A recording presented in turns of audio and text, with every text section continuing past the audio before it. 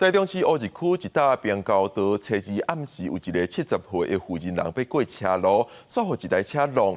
但是这个驾驶无落车，颠倒搁一摆到过妇人的下半身，伊的手甲骹腿骨都骨断。落尾警察有找到这个驾驶，依法上班。另外，台中阁发生公车违规驾驶客着乌多摆的事故，警方表示会开发。一台车位巷仔倒滑出来，要通过台中市乌日区顶时巷的变交道，按过驾驶无注意到一个妇人当伫过车路，甲人弄倒伫涂骹，前脸阁甲妇人的下半身搞过。虽然肇事车有小可停落来，毋过驾驶无落车，随开车倒离开现场，而且后脸阁再甲妇人的骹搞过。现场变交道的保全未赴甲车砸落来。我就出来看啊，看遐有人啊，迄个人啊，我就进来甲救啊。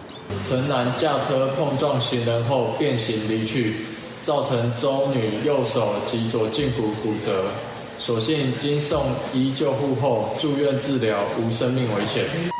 车祸是伫初二暗时7点发生的，70岁妇人人被弄掉了后，就倒伫变交道内，保全赶紧甲人扭去变交道外，佮通知119，甲伊送医。妇人人的手甲骹拢有骨折，毋过无性命危险。警方透过车牌追查，已经通知肇事逃走姓陈的驾驶到案。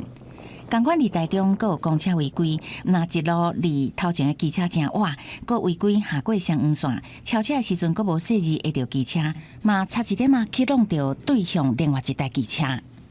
公车驾驶行驶于道路，于超越前车时未保持适当之间隔，其行为违反《道路交通管理处罚条例》第47条1项3款规定。